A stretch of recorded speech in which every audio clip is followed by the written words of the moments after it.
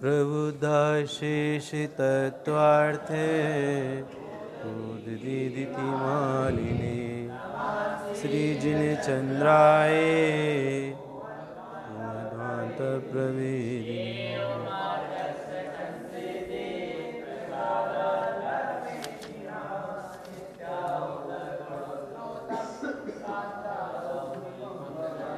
मोक्षमार्गस्य नेतारं वेतारं कर्मरतं ज्ञातारं विश्वतत्त्वानां वन्दे तद्गुणलब्धये।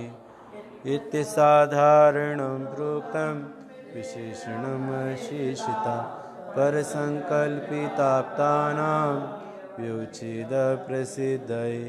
अन्ययोगव्युच्छेदां निश्चिते हि महात्मनि तस्य उपदेश सामर्थ्यात् अनुष्ठानं प्रतिष्ठितम्। देखिए, आपकी जो एग्ज़ाम इस पर होंगे ना, उसमें से 26 कारिका में से कुछ कारिकाएं आपको लिखने के लिए दी जाएगी। आपने याद कर लिया तो अच्छी बात है। 26 कारिका में से कम 10 कारिका आपकी कोई भी आ सकती है, क्रम से नहीं आएगी, कहीं से भी आ सकती है। एक से मंगलाचरण से लेकर के 26 कारिका तक आपको कारिका लिखना है पेपर में। अब देखो भाई, मैं आपको डेली प्रेरणा दे रहा हूँ और आप उसको गंभीरता से नहीं ले रहे हो। ऐसा ना हो कि आप सारे बच्चे फेल हो जाएं। हाँ, आपसे हमने कहा कि 26 कारिका हमें किसी प्रकार से आपके द्वारा याद चाहिए। चलिए, अरहत मोक्ष मार्ग नेतृत्व सिद्धि, पेज 57, कारिका 116। कारिका पढ़ेंगे। स्वात्मलाभस्ततो मोक्षा कृतस्न कर्म क्षयान्मता।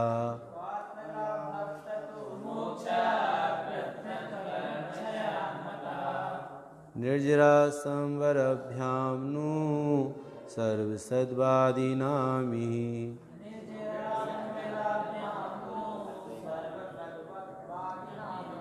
निर्जरा संवरभ्यां नु सर्वसद्वादीनामि।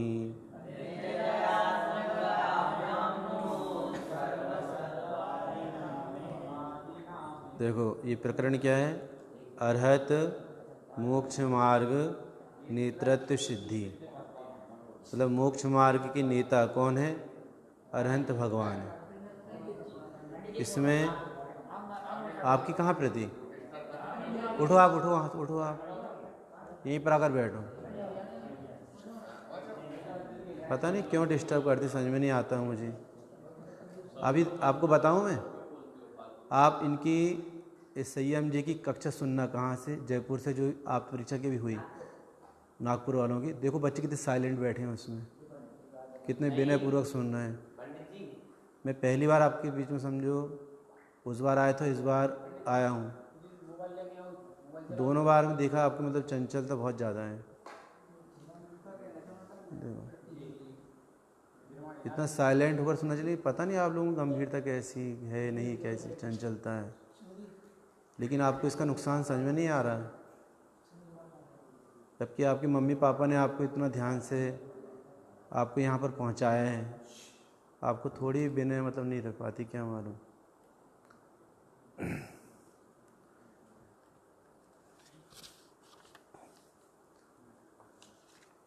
कारिका 116, जो मोक्ष मार्ग के नेता हैं कौन? अरिहंत भगवान। तो इसमें मोक्ष मार्ग के नेता अरहंत क्यों हैं, वह 116 कारिका से चालू हुआ है।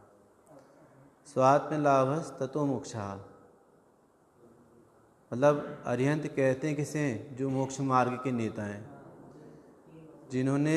जिनको निज आत्मा का लाभ हो चुका है। स्वात्म लाभस, निज आत्मा का लाभ। ततो मोक्षा, जहाँ निज आत्मा का लाभ हो, निज आत्मा की प्राप्ति हो, उसी का नाम मोक्ष है। ततो मोक्षा, वही मोक्ष है। तो अरिहंत को कौन सा मोक्ष हुआ? अरिहंत भगवान को भाव मोक्ष है, और सिद्ध भगवान को भाव मोक्ष और द्रव्य मोक्ष दोनों प्रकार से। हाँ, स्वात्म लाभा, निज आत्मा की उपलब्धि जहाँ हो ततो मोक्ष, उसी का नाम क्या है? मोक्ष है। क्या होता वहाँ पे? कृतस्न कर्म क्षयात, कृतस्न कर्म क्षयान्मतः, कृतस्न संपूर्ण कर्मों का क्षय होने से, संपूर्ण कर्मों का क्षय होने से, क्षयात। अब देखो मतः शब्द का अर्थ अपन अभी क्यों नहीं करें? क्योंकि अन्वय को बिठाला जाता है अर्थ निकालते समय। इस शब्द का अपन प्रयोग कहाँ करेंगे? देखो, निर्जरा संबराभ्याम, निर्जरा और संबर के द्वारा क्या हुआ? निज आत्मा की उपलब्धि हुई, संबर और निर्जरा के द्वारा मोक्ष प्राप्त हुआ, और वहाँ संपूर्ण कर्मों का क्षय हुआ। तो नु शब्द क्या है? ये आपको सुबह बताया था हमने, अव्यय। वहाँ नु शब्द किसके अर्थ में आया था, और यहाँ नु शब्द किसके अर्थ में आएगा? प्रशंसा के अर्थ में, स्तुति के अर्थ में, है ना? पता कैसे चलेगा? अब व्याकरण से अर्थ निकाल लिया करो ना, आपके पास तो है ना, वो भी है, अभी दिखाया था सुबह हमको। ये तो आपने, आपके पास अष्टाध्यायी है कि नहीं? तो आप अष्टाध्यायी हमसे ले लेना, आपके इसमें PDF ले लेना, आप उसे खोल लेना, उसमें देख सब शब्द के अर्थ आपको मिलेंगे। अभी हम जो आपको अर्थ कर रहे हैं ना, ये सब अष्टाध्यायी ने क्या है वो? पाणिनि व्याकरण। हाँ, उसमें सभी अर्थ आपको मिल जाएंगे, शब्द के शब्दार्थ। ऐसा एक हमने आपको बताया ना, भाव प्रकाश निघंटु, आपने वो ऐप डाउनलोड करना, भाव प्रकाश वाला, और अष्टाध्यायी पाणिनि व्याकरण वाला, है ना? हाँ, समझ में आया? तो ये अपने को शब्द के अर्थ ढूंढने में सहायक है, मतलब आपको वहाँ से शब्द के अर्थ मिल जाएंगे। नु माने क्या होता है? अव्यय है ये, और प्रशंसा के अर्थ में, और हथियार के अर्थ में, ऐसे और भी अर्थ में आते हैं। तो वो कष्ट के अर्थ में लिया अपन ने उसको वहाँ पे, है ना? आश्रव में कष्ट के अर्थ में, आश्रव दुखदायक है, और यहाँ जो संबर और निर्जरा कैसे हैं? सुखदायक है। समझ में आ गया? ये सर्वसत्यवादी नाम यही इस श्लोक में जो सर्वसत्यवादी है, सत्यवादी कौन? आस्तिक माने कौन? हाँ, जो अरिहंत हैं, गणधर भगवान हैं, है ना? जो वस्तु स्वरूप को जानने वाले हैं, तीर्थंकर गणधर भगवंतों ने यह कहा है। क्या कहा है इस श्लोक में? कि वास्तव में जहाँ संपूर्ण कर्म का क्षय होता है संबर और निर्जरा के द्वारा, उसी का नाम मोक्ष है। और मोक्ष में क्या होता है? निज आत्मा की प्राप्ति होती है। ये कारिका समझ में आई आपको? हाँ, स्वात्म लाभा, निज आत्मा का लाभ, निज आत्मा की प्राप्ति, निज आत्मा की उपलब्धि, ततो मोक्षा, वही मोक्ष है। ततः मोक्षा, वही मोक्ष है। क्या होता है वहाँ पे? कृतस्न कर्म क्षयान्मतः, संपूर्ण कर्म का क्षय होने से, माने मोह राग देश का क्षय होने से। तो मोह राग देश का क्षय कैसे होता है? निर्जरा संबर अभ्याम, निर्जरा और संबर के द्वारा, है ना? ऐसा सर्वसत्यवादियों ने, आस्तिकों के द्वारा ऐसा मान्य है। मतः, ऐसा मान्य है, स्वीकार किया गया है कि निर्वाण की प्राप्ति, मोक्ष की प्राप्ति संबर और निर्जरा के द्वारा ही होती है, और संबर निर्जरा के द्वारा ही संपूर्ण कर्म का क्षय होकर के जीव मोक्ष की प्राप्ति करता है ना? मता माने मान्य है, माना गया, स्वीकार किया गया, यह मत है, उनका ऐसा सिद्धांत है। मत शब्द के बहुत से अर्थ आते हैं। अभी अपन नया वैशेषिक कारिका पढ़ेंगे ना, वहाँ मत का अर्थ सिद्धांत के अर्थ में, पक्षी भी हो, मतलब बताया ना, जहाँ जैसा अर्थ हो वैसा अर्थ समझना। यहाँ मत का अर्थ मंतव्य, मान्यता, माना गया है, ऐसा है अर्थ। संबर निर्जरा के द्वारा संपूर्ण कर्मों का क्षय होने पर जो स्वात्म लाभ होता है वही मोक्ष है, ऐसा सभी आस्तिकों द्वारा मान्य है। अब कहते हैं कि कुछ नास्तिक मोक्ष का निराकरण करते हैं, किंतु उनकी बात ध्यान देने योग्य नहीं है।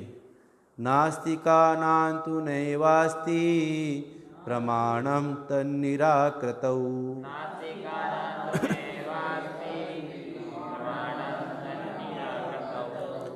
नास्तिकानां नैवास्ति प्रमाणं तन्निराकृतौ।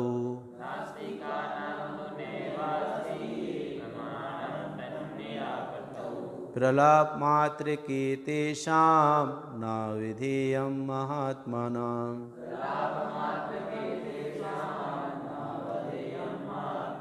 अर्थ, नास्तिक लोग मोक्ष का निराकरण करते हैं, किंतु उस निराकरण का कोई प्रमाण नहीं है, अतः उनका कहना प्रलाप मात्र है और इसलिए महात्माओं द्वारा ध्यान देने योग्य नहीं है। नास्तिकानांतु मतलब नास्तिकों के द्वारा,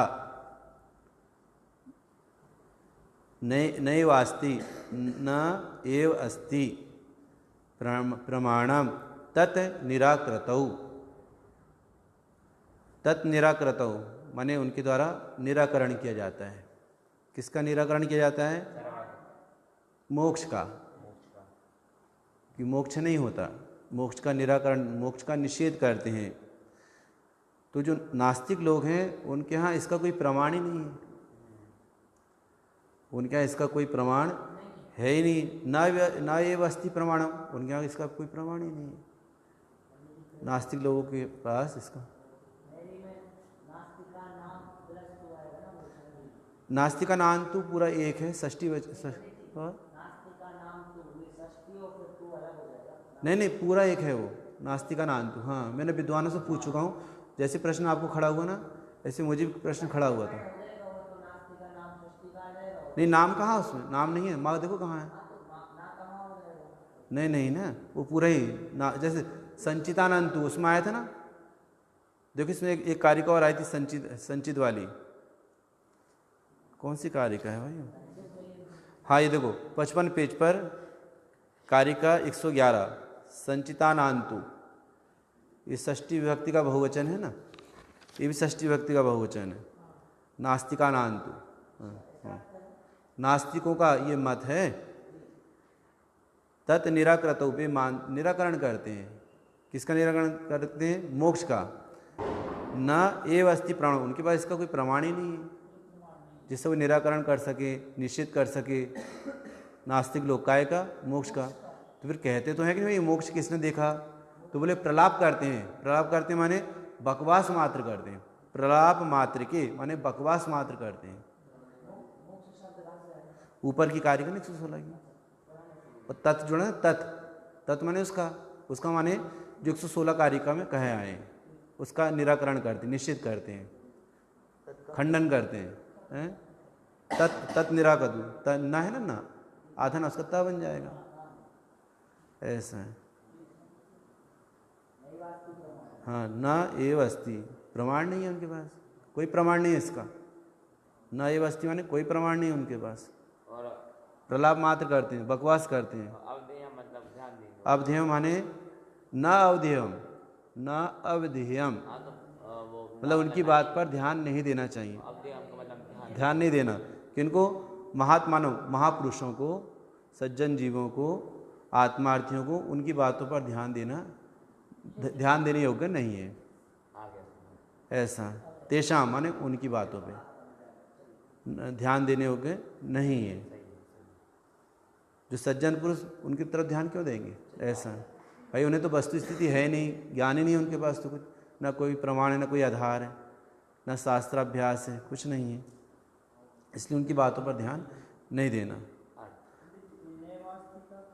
संधि विच्छेद किया है ना भी, न एव अस्ति माने कोई प्रमाणम, कोई प्रमाण नहीं है। हाँ, कोई प्रमाण है ही नहीं उनके पास, नहीं है, ना ही नहीं है, ऐसा।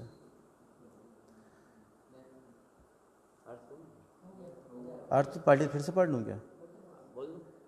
हाँ पढ़ो।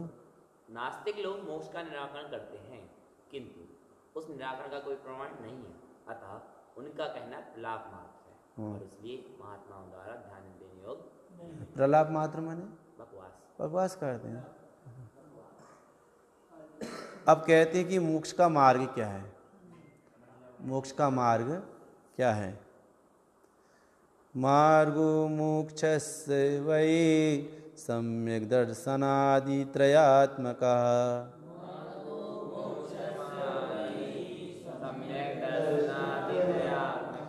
विशेषेण प्रपत्तव्यो नान्यथा तद्विरोधिता।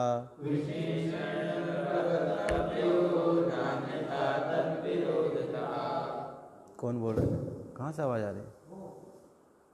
आप उसमें बोल रहे हैं, तब मत बोलना उसमें। अच्छा, अब कहते हैं कि मोक्ष का मार्ग क्या है। मार्गो मोक्षस्य, अर्थात मार्ग किसका, मोक्ष का। वही वही माने क्या होता है, वही माने क्या है, वास्तव में मोक्ष का मार्ग सम्यक दर्शन आदि त्रयात्मकः, सम्यक दर्शन, सम्यक ज्ञान, सम्यक चार्य की एकता रूप वीतराग पंडित। आत्मक माने स्वरूप, रत्नत्रय स्वरूप। रत्नत्रय क्या है, सम्यक दर्शन आदि जो रत्नत्रय हैं वह वास्तव में क्या, मोक्ष का मार्ग है। ऐसे ये छोटे छोटे अक्षरों के अर्थ अपने को पता होना चाहिए। जैसे ख शब्द का अर्थ क्या होता है, खा माने आकाश होता है, खा माने आकाश, ख से बनता है ना खग। हाँ खा मतलब आकाश और गा मतलब गमन करने गमन वाले करना, पक्षी, खग। हाँ, इसलिए अकेले पक्षी अर्थ नहीं होता उसमें। जैसे सूरज है, चंद्रमा है, जिसे अंतरिक्ष में गमन करते हैं ना, इस सब का नाम खग है, ऐसा। और कु माने क्या होता है, कु माने पृथ्वी, कु ओनली कु माने पृथ्वी, ऐसा। और वही माने वास्तव में, नु माने प्रशंसा, कष्ट, हथियार, इस शब्द के अर्थ है आपको पता होना चाहिए ऐसा। तो मार्गो मोक्षस्य, वही माने वास्तव में जो मार्ग है काय का, मोक्ष का, क्या है वो, सम्यक दर्शन आदि त्रयात्मका, ठीक है। विशेषण प्रपतव्यो, प्रपतव्यो माने यह विशेष रूप से सिद्ध होता है, विशेष रूप से सिद्ध होता है। क्या सिद्ध होता है कि मोक्ष का मार्ग शुद्ध रत्नत्रय है, ना इसके अलावा और कोई नहीं। इसके अलावा यदि कोई और होगा तो क्या होगा, अन्यथा तद विरोधतः, इसके अन्यथा हो तो उसमें विरोध आता है। इसके विपरीत क्या है, मिथ्या दर्शन, मिथ्या ज्ञान, मिथ्या चारित्र, उसमें विरोध खड़ा होता है, क्योंकि वो मोक्ष का मार्ग नहीं है सिद्ध होना।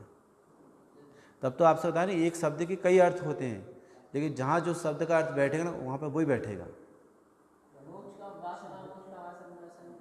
चारित्र की एकता है, विशेष रूप से प्रसिद्ध होता है। शुद्ध रत्नत्रय ही मोक्ष का मार्ग है वास्तव में। हाँ, विशेषण तृतीया का एक वचन विशेष रूप से, प्रपतव्यो प्रसिद्ध है, ये विशेष रूप से प्रसिद्ध है ना, इसके अलावा और कोई नहीं प्रसिद्ध, यही प्रसिद्ध है। इसके अलावा कोई हो तो अन्यथा तद विरोधता, अन्यथा होने से फिर विरोध खड़ा हो जाएगा।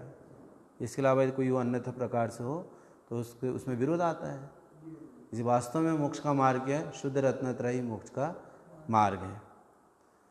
अर्थ, मोक्ष का मार्ग वास्तव में सम्यक दर्शन ज्ञान चैत की एकता रूप ही मानना चाहिए, अन्यथा नहीं, क्योंकि अन्यथा मानने से विरोध आता है। सही बात। ऐसा। अब आपको प्रश्न खड़ा हो सकता है, यहाँ तो लिखा मानना चाहिए, आप बोल रहे सिद्ध होता है, एक ही अर्थ में आता है ऐसा।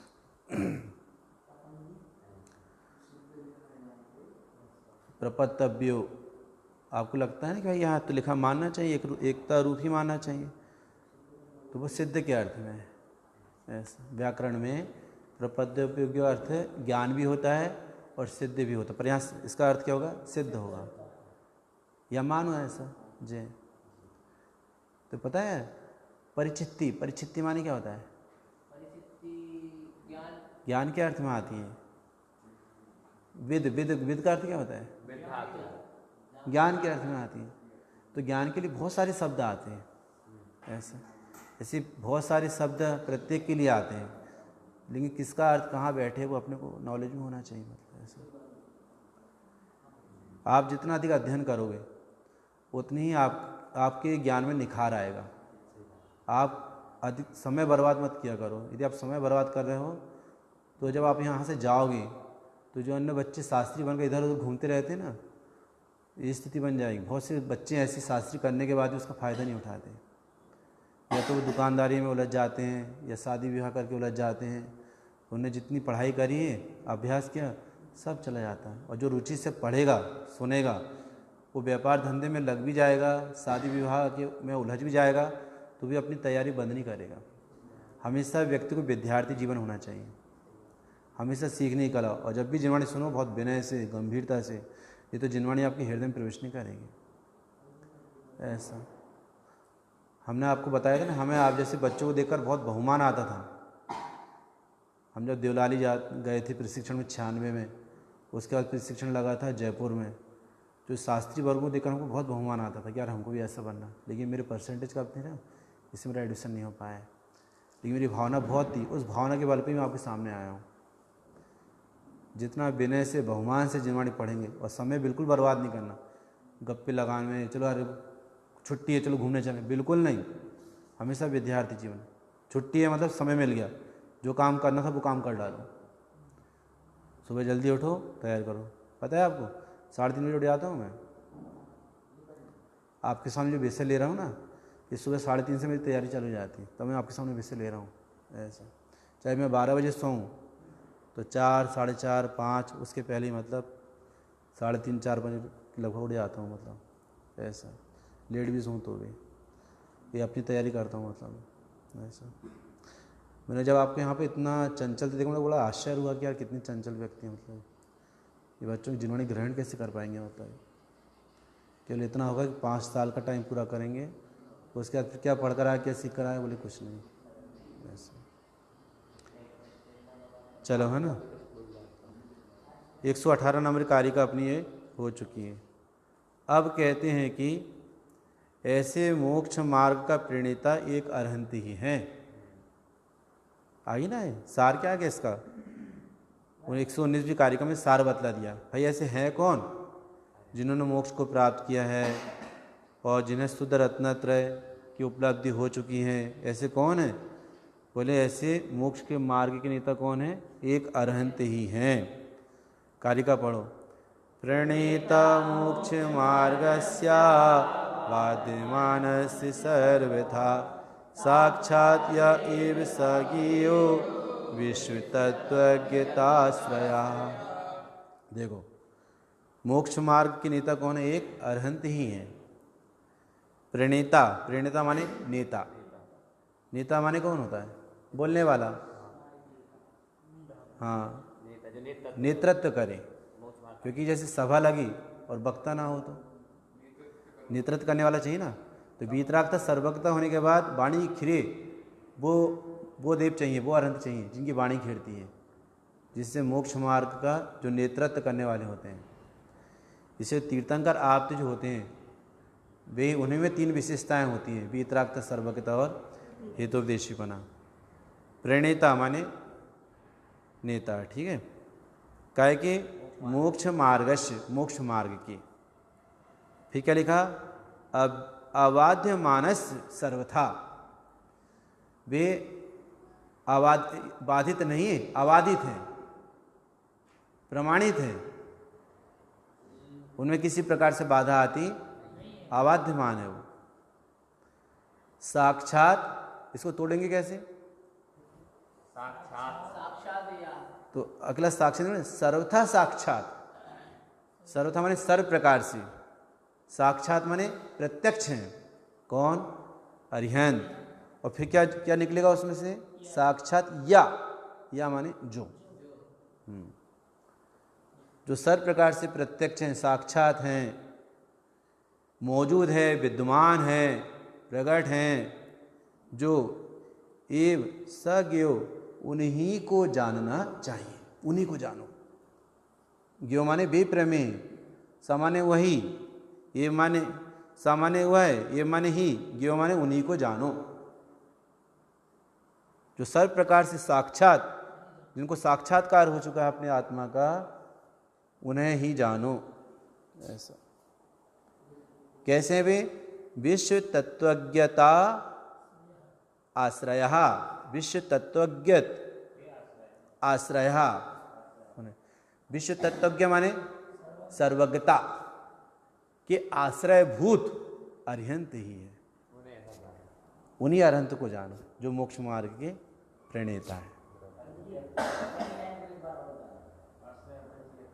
आश्रय माने सर्वज्ञता किनको प्रकट होती है? अरिहंत को ने।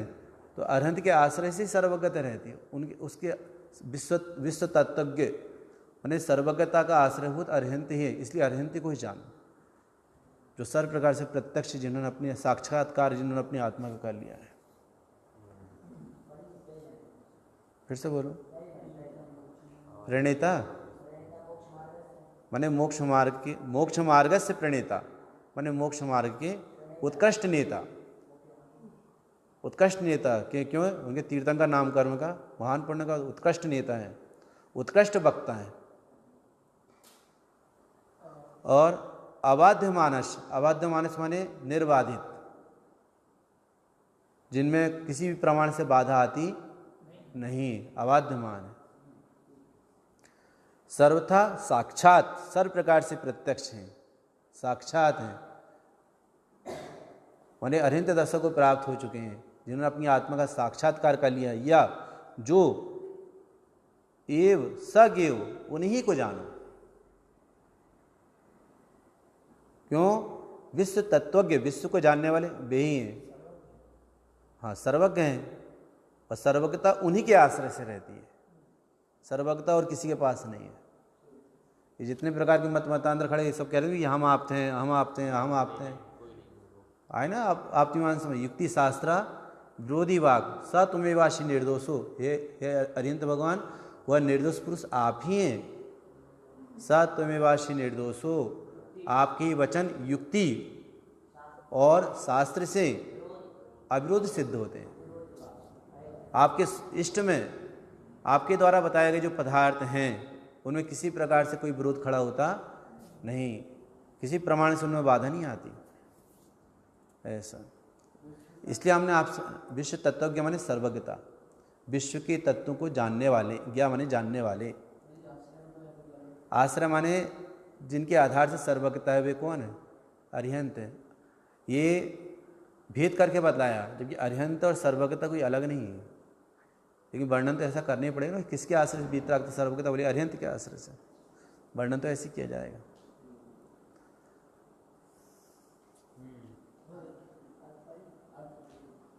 अर्थ, अरहंत ही सर्व प्रकार से, सर्वथा लिया ना, अरहंत ही सर्व प्रकार से अबाधित मोक्ष मार्ग का साक्षात प्रेरणेता है, और वही विश्व तत्वज्ञ है, सर्वज्ञ है। ऐसा अब देखो, खुद पढ़ना और विद्वानों के द्वारा सुनकर के पढ़ना बहुत अंतर पड़ता है। आप खुद पढ़ लो, उतना क्लियर नहीं हो पाएगा। जिन्होंने पढ़ा है उनसे सुनो, उनसे पढ़ो, तो आपका ज्ञान बन जाएगा। लेकिन जब तक आपको संतुष्टि ना हो जाए, शांत मत बैठना। बोलो, मुझे इस आत्म परीक्षा का विषय ज्ञान में क्लियर करने के लिए सालों लग गए हैं। ये प्रति कोई उठाते नहीं हाथ में। जिनसे भी मैंने कहा, भैया हमने हमारे उसमें विद्यालय में केवल 26 कारिका पढ़े हैं, बस हो गया, इसके आगे का हमें कुछ पता नहीं। आपको जितना बढ़िया गोल्डन चांस मिला है, अभी आपको जो 8 दिन का समय मिला, आपको तो इतना कसरत कर लेना था कि हर व्यक्ति के दिमाग में एक एक कारिका घुस जाए, हर विद्यार्थी के दिमाग में। शुरू की 26 कारिका, पूरी कारिका है। वो तो आपको केवल याद करने के लिए कहा था हमने, कि हमने 26 कारिका तो याद कर लो। आपको तो जब मेन रूप तो ये कारिकाएँ पीछे की, अर्हत सर्वज्ञ सिद्धि है ना, और कर्म भूभृताम, वीतराग तक की सिद्धि वाली कारिका, मोक्ष मार्ग के नेतृत्व वाली कारिकाएं और अरहंत ही बंदनीय है, ये कारिका तो मेन रूप से याद करने लायक है। और ये भी समय का संज्ञा चाहे तो मोक्ष मार्ग। हाँ तो इसमें आ गई ना ये सब पूरी, ये सारी कारिकाएं याद करने लायक है। बोलो, यदि उन कारिकाओं को याद नहीं कर पाए वैसे से न्यायिक, जबकि वो भी याद होने चाहिए, क्योंकि आप जिस पद पर आप बैठे हो, जिस पद पर बैठे हो उस पद में आपको सभी प्रकार से निपुणता चाहिए। ऐसा हर प्रकार से निपुण होना चाहिए, हर प्रकार से, चाहे कलश हो, चाहे गाथाएं हो, चाहे स्तुति हो, स्तोत्र हो, चाहे आप्तमीमांसा हो, परीक्षा मुख हो, आप्त परीक्षा हो, ये जितने बड़े बड़े विशाल ग्रंथ हैं सब आपके कोर्स में जो हैं उनमें इतनी गहराई से आप अभ्यास करो, मतलब आप जहाँ बैठ जाओ, जहाँ प्रवेश कर जाओ। अभी डॉक्टर साहब है ना बहारेली साहब, वो कहते थे कि हमारा एक विद्वान हजारों के बीच में एटम बम का काम करता है, एक विद्वान हजारों को भारी पड़ता है, इतनी तैयारी चाहिए। आचार्यों ने लिखा, हे साधु, कंठ में प्राण आने पर भी अध्ययन बंद नहीं करना, कंठ में प्राण आ जाए तो भी अध्ययन बंद नहीं करना, बहाना नहीं बनाना बिल्कुल। हाँ, आपको लगता है कि अपना बहाना बना दो, पंडित जी को पता नहीं चलेगा, अपन झूठ बोला सही बोला, पर ये सोचो आपका भविष्य क्या होने वाला। हम तो 8 दिन लेंगे, यहाँ से चले जाएंगे, आपका क्या होगा आप विचार करो, ये समझो। कल को कोई ये ना कहे, अरे देखो तुम तो शास्त्री करके आए ना, तो तुम तो इसकी प्रवृत्ति नहीं कर पा रहे हो। बोलो, और अकेले आपकी बात नहीं, आपके नाम के पीछे तीर्थधाम ज्ञानोदय चलेगा। कहाँ से पढ़कर आए हो भैया? तीर्थधाम ज्ञानोदय से पढ़कर के आए, ऐसा इतनी तैयारी चाहिए। तो ये अरहन मोक्ष मार्ग नेतृत्व सिद्धि आपकी हमने ये अभी कर ली है। आप अभी तो टाइम अपने पास बहुत है अभी, है ना? क्या बात है ना? ये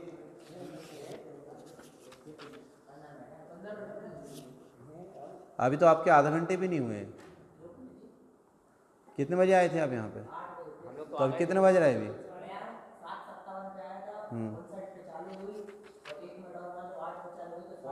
और आपके 57 पहले हम आकर जा चुके हैं, एक भी नहीं था। चलो वहाँ पर आ जाओ, शुरू में आओ,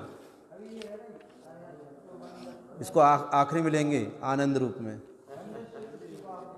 इसको आनंद रूप। वो तो सार है कि नहीं अपना पूरा निचोड़ वो। हाँ, हालांकि हम एक बार ले चुके हैं। नहीं वो अरहत बंदे तो सिद्धि ले लिए थे हमने, कोई बात नहीं, फिर से ले लेंगे। आओ वहीं पर आओ। कारिका 26 तक अपन पढ़ चुके थे पिछली बार, कारिका 27 पर आओ। 121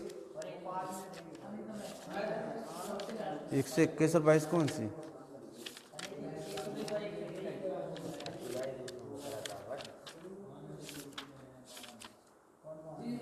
हाँ ये पढ़ाएंगे ना आपको, ये 4-5 कारिका हम आपकी एक साथ पढ़ाएंगे। कारिका हम आपको जब हम उपसंहार करेंगे ना पूरा इसका ग्रंथ का। अभी आप वहीं पर आ जाओ जहाँ 26 कारिका जहाँ तक अपनी पूरी हो चुकी थी, 27 कारिका पर आओ। 27 भी जो ईश्वर परीक्षा में न्यायिक और वैशेषिक मत अनुयायी वाले अपने ईश्वर को, महेश्वर को, सदाशिव, अनादि सिद्ध, मोक्ष मार्ग का नेता, ये जो कहते थे ना, और उन्हीं का निराकरण जैनाचार्यों ने किया था। उसी में से न्यायिक मत अनुयायी के द्वारा जो मान्यता थी ईश्वर परीक्षा में, उनका खंडन किया था। अब वैशेषिक मत अनुयायी वालों की चर्चा कहाँ से चालू होगी? कारिका 27 से।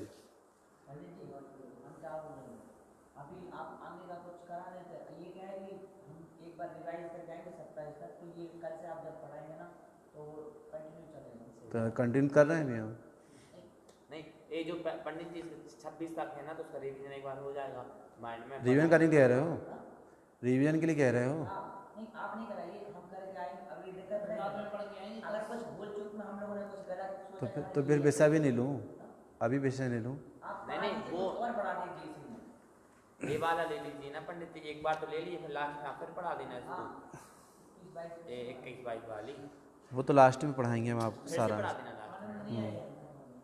तो ये कारिका छूट जाएगी ना, अभी टाइम आएगी, कम। छूट जाएंगी। हम एक अगला विषय पढ़ लेते हैं, आपको ईमान से करना। कुछ नहीं, वहाँ पर आओ 27 नंबर कारिका पे। 27वीं कारिका ऐसा। चलो कारिका पढ़ो 27वीं। ज्ञानमीशस्य नित्यं, ज्ञानमीशस्य नित्यं चेद शरीरस्य न क्रमा। जी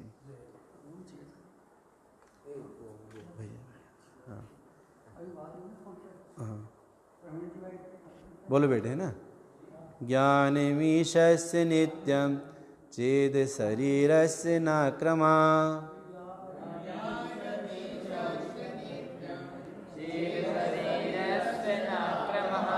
कार्याणां क्रमादितो कार्यक्रम विरोधिता।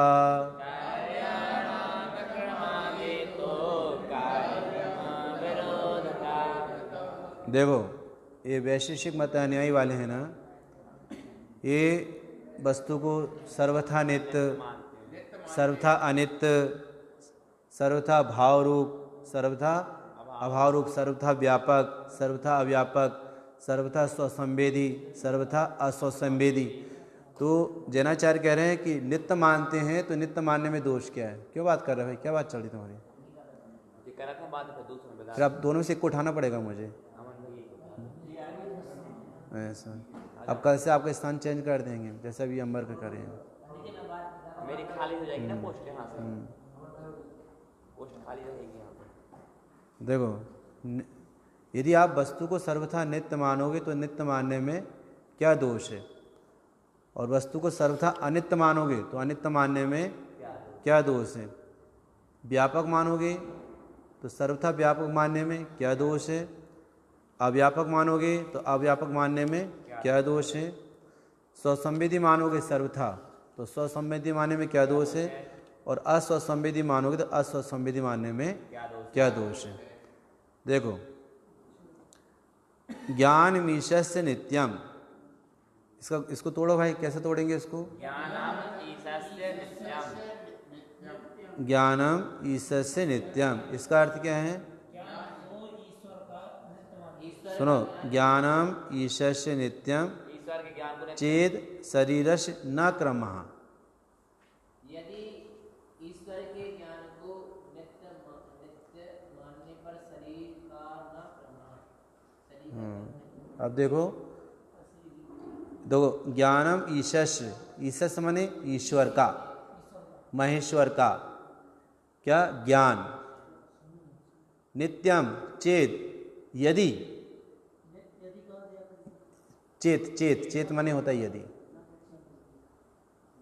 अगर, यदि, प्रायः चेत शब्द कोसो शुद्धात्मा इति चेत प्रश्न के अर्थ में आता है प्रायः अधिकतर चेत, लेकिन उसमें से चेत में से आ निकालेंगे अपन, तो आ निकालेंगे तो पीछे जुड़ेगा, तो क्या हो जाएगा? अशरीरस्य, चेत अशरीरस्य। तो अशरीरस्य किसका विशेषण है? ईश का, ईश्वर का विशेषण है अशरीर, अशरीरी ईश्वर का। ज्ञान कैसा होता है? नित्य होता है। यदि तुम अशरीरी ईश्वर का, क्योंकि वो क्या मानते हैं कि हमारा ईश्वर है, उसे कर्म ने आज तक छुआ ही नहीं है, वो तो बिना कर्म का कैसा है? अशरीरी है। तो ऐसे अशरीरी ईश्वर का ज्ञान यदि तुम नित्य मानोगे तो न क्रमः कार्याणाम, कार्यों में क्रम बन पाएगा नहीं। नित्यता क्या है? सर्वथा नित्य, सर्वथा नित्यता क्या है? सर्वथा नित्य माने सर्वथा माने ज्ञान की सर्वथा नित्यता। हमारा जो अशरीरी ईश्वर है वह सर्वथा, उसमें ज्ञान का परिणमन नहीं होता, ज्ञान का परिणमन नहीं होता, वो उसका ज्ञान नित्य ही रहता है। उसका ज्ञान कैसा रहता है? नित्य ही रहता है, उसमें परिणमन नहीं होता है। कैसा हमारा ईश्वर? अशरीरी है, तो ऐसा यदि तुम इस प्रकार से मानोगे तो न क्रमः कार्याणाम, कार्यों में क्रम नहीं बन पाएगा। तुम अपने ईश्वर को क्या मानते हो? जगत का कर्ता धर्ता मानते हो ना? जगत के कर्ता धर्ता मानते नहीं मानते ईश्वर को? ही ईश्वर मत अनुयायी वाले जगत का कर्ता धर्ता, जगत के कार्यों का कर्ता धर्ता किसको मानते हैं? तो उनका ईश्वर कैसा है? अशरीरी है। और कैसा है उसको? उसके पास क्या है? नित्य ज्ञान है। उसके पास कैसा है? नित्य ज्ञान है। और उस ज्ञान के द्वारा जगत का करता है वो। तो जगत का जो कार्य उसने किया है वो क्रम से किया कि अक्रम से किया? जगत का जो भी कार्य है उसने क्रम से किया कि अक्रम से किया? बोलो। जितने जीवों का निग्रह होता है, उपकार होता है, अनुपकार होता है, दंड देता है ना, रक्षा करता है, तो जो सर्वथा नित्यता मानते हैं वो सर्वथा नित्यता में क्रम कैसे बैठेगा ये बतलाओ? कि वह जगत के कार्यों का करता है। ये दिन रात, गर्मी ठंड बरसात, ये सारे कार्यक्रम क्रम से हो रहे हैं कि एक साथ हो रहे हैं? क्रम से हो रहे हैं ना। और तुम्हारा ईश्वर कैसा है? नित्य ज्ञान वाला, नित्य ज्ञान रूप है। तो जो नित्य ज्ञान है, नित्य ज्ञान माने जिसमें कभी बदलाव होता ही नहीं, जिसमें कभी बदलाव होता है, अक्रम है उसका जो ज्ञान है ना, वो अक्रम है। अक्रम हेतु बनाया उनने। हाँ, माने जिसमें क्रम ना पड़े। जैसे ज्ञान के भेद कितने हैं? 5 है ना। मति, मति, श्रुत, अवधि, मन पर एक क्रम पड़ा ना। उनके ईश्वर में ऐसे ज्ञान में क्रम नहीं पड़ता, अक्रम से होता है उनका ज्ञान। तो फिर जगत के कार्य का कर्ता यदि वो है तो उसने जगत के कार्य को एक साथ किया कि क्रम से किया है? जगत के कार्य को उसने क्रम से किया कि एक साथ किया है? एक साथ। तो एक साथ काम होते हुए देखे आपने किसी का?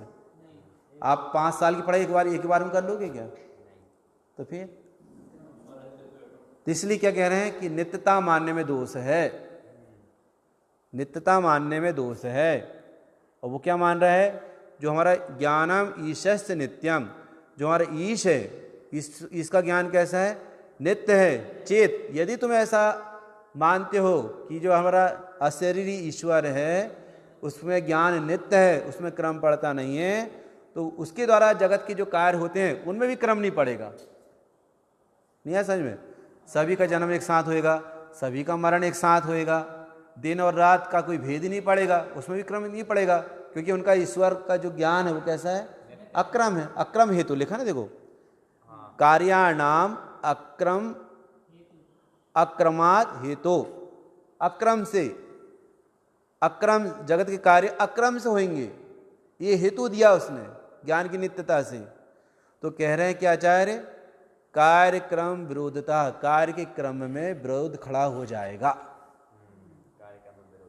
कार्य के क्रम, जो क्रम से जो कार्य होते हैं ना उसमें विरोध खड़ा हो जाएगा, क्योंकि तुमने अक्रम हेतु दिया है।